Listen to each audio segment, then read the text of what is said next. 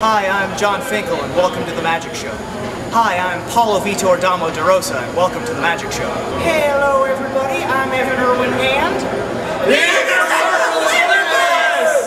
Hey, I'm Johnny Knoxville, and welcome to Jackass. I'm Paula Dean, and welcome to the Magic Show. Hi, everybody. This is Ruben Bressler, live at the Origins Game Fair, and welcome to the main phase. I declare I don't care no more. I'm running up and out and growing bored in my smoked out boring room. My hair is shaking in my eyes, dragging my feet. I've only been a writer on Star City Games for what, a month now? And already I've become one of the most polarizing Magic figures on the planet. I guess nobody can read my article and just be like, that was okay. It's like olives. You either love them or you hate them. Or you think they're okay. Personally, I don't really care for olives. On the bright side, that means I'll win the Storyteller ballot this year, right? Right? In a related story, I've discovered the location of the end of the world. Not surprisingly, it's on the internet. What may shock you is that it has to do with magic. Ladies and gentlemen, there is a blog that is dedicated to every magic-related movement of one Guillaume Wafo-Tapa. As the blog's author states, this is a blog for people who like Pro Tour coverage but are tired of reading about all the bad players. There's only one good player, and that player is Guillaume Wafo-Tapa.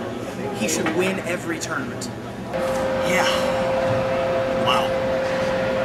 Link in the sidebar. There have been a lot of things in Magic-related news worth discussing in the time since my last video, but perhaps none more compelling than Randy Buehler's svelte new bod. Seriously, he looks really good. Keep it up, Randy.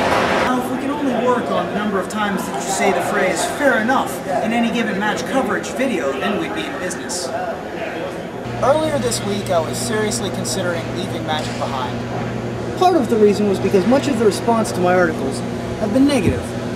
And while this thing usually doesn't get to me, after all, I've done stand-up comedy in front of hecklers in clubs all the time. This time it did. With all the real important issues I am dealing with right now, even something as silly as someone calling me names on the internet can add to the strain.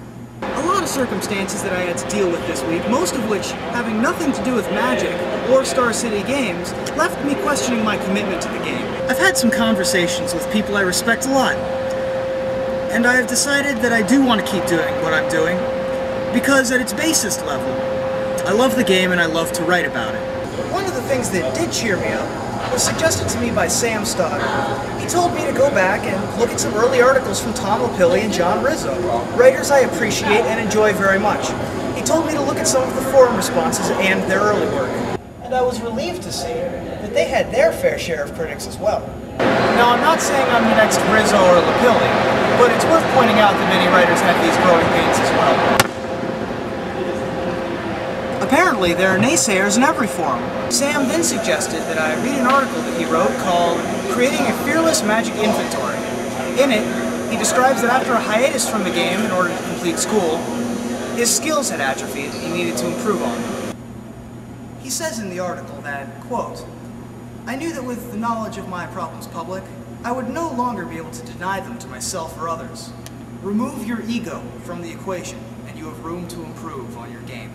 In recent weeks, I've been reminded of my ego many times, and it's gotten the better of me more than once. He goes on to describe one of the ways he got back on his magical feet, so to speak, which was to make a list of aspects of the games that needed improvement.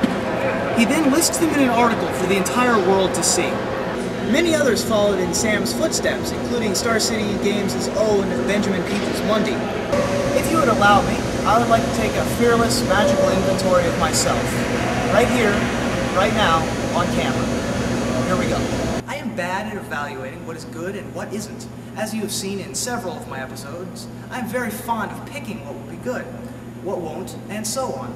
I usually try to pick things that are off the beaten path. Everyone knew that Thoughtseize would be good, so I didn't comment on it. Instead, I made comments about other, less obvious things. Baltimore heavyweights, anyone? The problem with this is that I am simply bad at recognizing what will be good and what won't. I don't playtest enough, and as a result, I often don't live up to my own expectations. I have far too big of an ego. I think that we can all agree on that.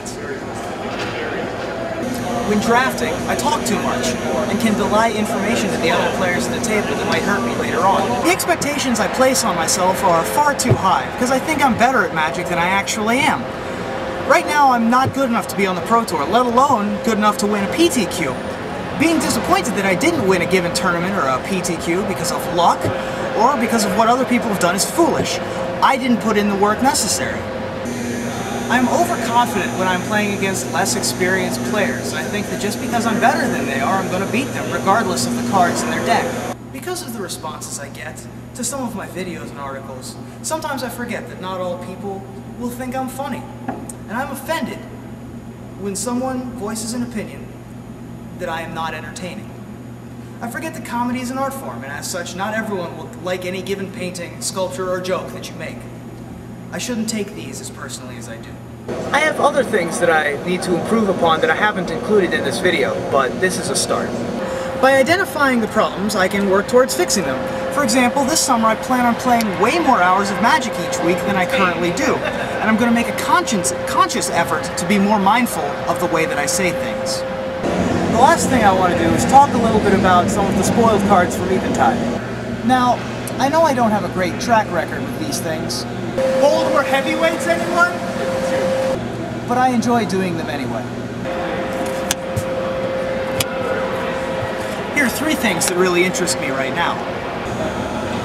First, Unmake is a card from the new set that costs wub wub wub. Hey, that's how I say it. It's an instant that reads, remove target creature from the game. It should find a nice home in Kithkin's sideboards. Boma is a new ability in Eventide that counts the number of mana symbols of a given type on permanents you control, and produces some effect according to that number. I'm not sure how popular this ability will be, as it seems like an ability similar to cards like Pax Disdain, that require you to overcommit to the board for them to be most effective. The fact that it doesn't combo with tokens, namely of the Fairy Rogue variety, doesn't help either. On the other hand, Retrace is very exciting to me. Retrace is an ability that reads, you may play this card from your graveyard by discarding a land card in addition to its other costs. Like Flashback, this is reusability at its finest, but unlike Flashback, it doesn't remove itself from the game when you have to play the spell. I expect that this ability will have a very big impact on the game.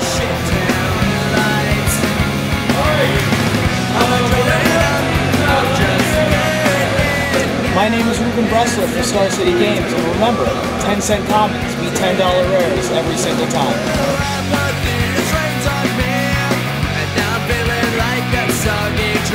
So close to drowning, but I don't mind. Every once in a while, someone whose very existence made my life worth living, that much more passes away. This week we lost one of those people.